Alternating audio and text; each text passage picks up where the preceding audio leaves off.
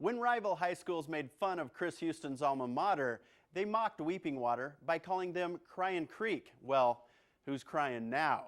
7 years ago, Houston started making candles in her basement. Now she's shipping Cryin' Creek candles all across America. So I have the paraffin with the cotton wick, and I have paraffin with wood wick. In learning the candle making business, Chris Houston incorporated an old-fashioned technique. Trial and error. With a new age technology. You can learn almost anything off the internet, I think.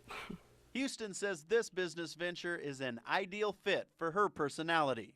I'm a control freak, so it was just one of those things where I was selling another Nebraska company's candles, and in my opinion they burned horribly. But I would take them to craft shows and people would buy them anyway, and it just got so it started to make me angry because I thought I could do it better than that. When I come out with new scents, I usually make about 10, and I have a focus group of relatives and friends, and we rate them on a scale from 1 to 10, and that decides which ones make it and which ones don't. Running your own business is not easy. On a good day, I'll make about 300 candles if I'm here by myself. But it sure is satisfying. It takes a lot of gumption, a lot of money, and a lot of hours, but you know, and you've got to have the motivation to do it, but it's the most gratifying thing I've ever done. This room is the soy room. Cryin' Creek Candles is constantly growing. In addition to a line of bath and body products, Houston has recently added a wine tasting room. You don't need to go to the big box stores to get a birthday gift or whatever. You know, you can come to a small town shop like mine and get what you need. I hate to see people go to the big box stores to do everything they need, because I think small towns and small entrepreneurs have a lot to offer. Soy wax wine. On October 5th, 6th, and 7th, Chris will be hosting an open house at her store just outside Weeping Water. For more information, go to the Lance's Journal page on our web channel and check out the Cryin' Creek Candle story.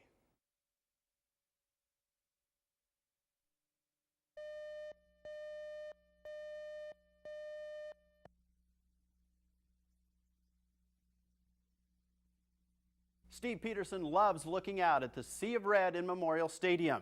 He marvels at how Husker fans from all across Nebraska and the nation come together on football Saturdays to create the state's third largest city. And Pederson's kind of like the mayor of that city, making sure everything is ready to go. It's 5 hours before kickoff, but as the leader of the Husker Nation, Steve Pederson's day is already well underway. Good morning, Cindy. Good morning, Mr. Pederson.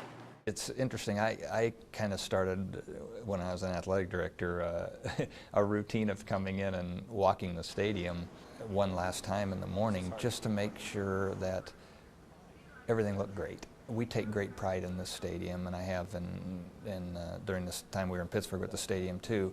Number one, I want our people who work our facilities to know how important they are in this game day experience too. Morning. Before each home game, facilities manager John Ingram joins Pederson on his pregame tour of the stadium. So we're just trying to thin it out back here. Along the way, Pederson stops in and gives the Husker Vision crew a pregame pep talk. Thank you for the great work you're doing to our full-time staff. They know they're the greatest, and I appreciate what they're doing and how hard they work, and I appreciate the great leadership from Kirk and Schott. A short time later, Pederson finishes his final inspection, and then it's off to the governor's mansion, where his wife Tammy joins him for a pregame reception that is hosted by Governor Heineman and the First Lady. It's on the itinerary. I would miss it. From the governor's mansion, it's on to Haymarket Park for a quick visit with fans and former players at the Emeritus Tailgate Party. From Haymarket Park, it's back to campus and the Student Union for a pregame speech at the Chancellor's reception.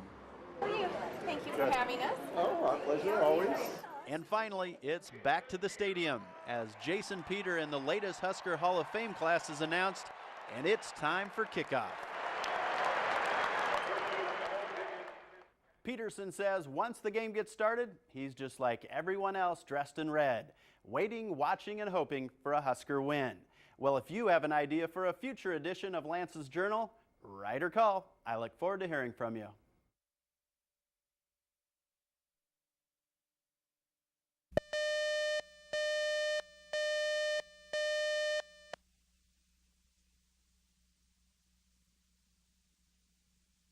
Joseph Hall grew up in Texas without any formal music training. He arrived in Lincoln 3 years ago to help his father run the Golden Corral. He's always loved music, but early last year, he was tired of listening to the same old stuff. He tried one of his dad's old Elvis CDs, and as he puts it, just magically fell in love with it. I kept getting hooked on more and more Elvis records, and it just became this obsession. I had to find more and more. Joseph and his dad hosted a Halloween party last October.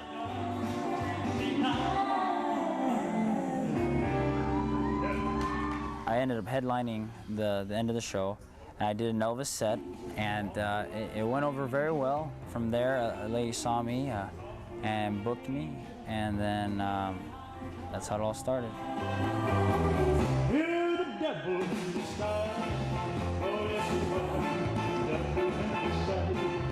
After earning a preliminary Ultimate Elvis Tribute Artist contest in June, Hall earned the right to compete in the finals in Memphis, Tennessee, where he finished in the top 5. I had no idea. I really had no idea how fast this was going to take off. I didn't realize the demand, and I didn't realize the business aspect of it.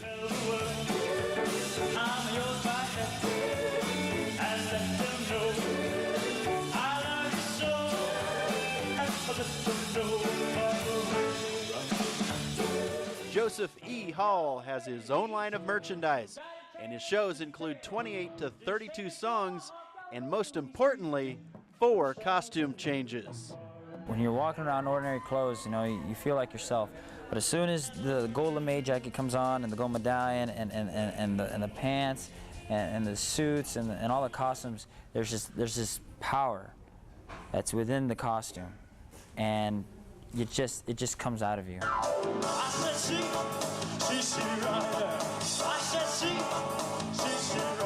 Joseph has performed at more than 60 shows over the last year and has many more lined up. So many, in fact, that he quit his job at the Golden Corral and hit the road full time. For more on Joseph E. Hall and his newfound career, go to the 1011 web channel and click on the Lance's Journal page. Thank you. Thank you very much.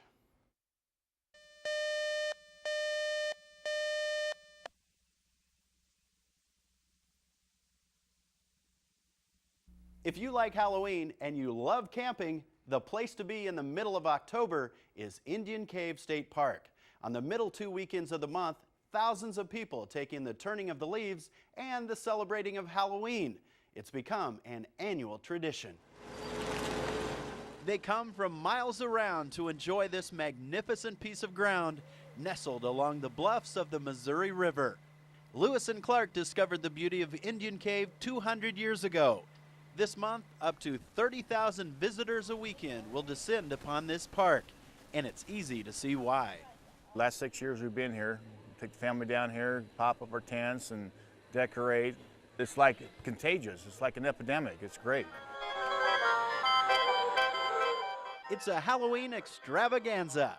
Everywhere you look, campers are getting into the spirit, decorating their campsites in search of the top prize. Some friends I used to work with, they told us about this place, and so we got to coming down here and looking at it. It's a really nice park and a lot to see, and we've seen everybody's decorations, so we just started doing it ourselves and adding more each year. Once campers have experienced a Halloween weekend at Indian Cave, they can't help but come back for more. I think that every year it just gets bigger. The draw is there. People want to be here because you can just every year add a little bit to your campground. The only thing is we've almost outgrown ourselves. Already for next year, the reservable campsites are gone, and there's still half of our campsites are reservable, half of them are first come, first serve. Looks good. About ready for barbecue. It just feels like camping when I was a kid. It was just fun, family fun. There's no traffic, you have no cell phone reception. I love it, I love it. You can't be interrupted by everyday life.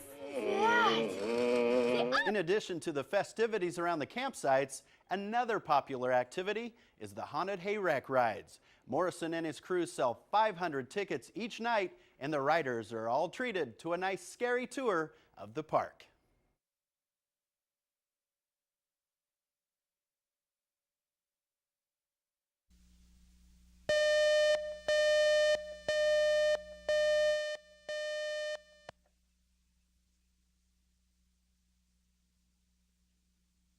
Bill Kloefkorn is busy enjoying his 25th year as the Nebraska State Poet.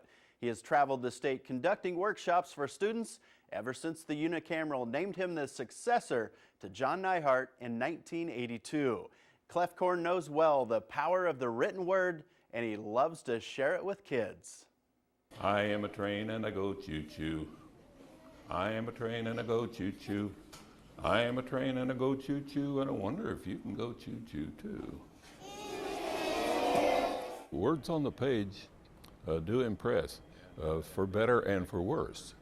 Basically, you know, words can divide people or they can unite people.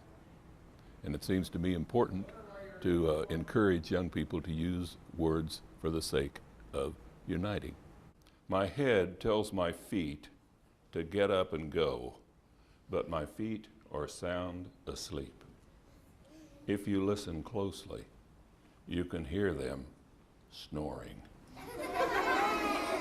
As a lifelong poet, Kloefkorn feels it's important for children to be introduced to writing early on. They bring a curiosity. They're willing to try almost anything. And what I want to do is to simply encourage that curiosity and that enthusiasm, and to get them to appreciate what they can do with words on the page. We'll count Greta Gessert in on that one. She's only 7 years old, but she's already an aspiring author. I've always wanted to be one, and I really hope I can get a book published when I'm this age. I'm looking kind of for a contest where I can get one published. Part of the zoo, and you'll meet a bunch of stuff, okay? I want to write probably a series of books, like chapter books, or maybe 30 children's books. Now those are sweet, sweet words to the Nebraska State Poet. Kloefkorn lives and writes in Lincoln, where he is emeritus professor of English at Nebraska Wesleyan. The job of state poet is a lifetime appointment, and it's unpaid. So it's a good thing Kloefkorn loves his work.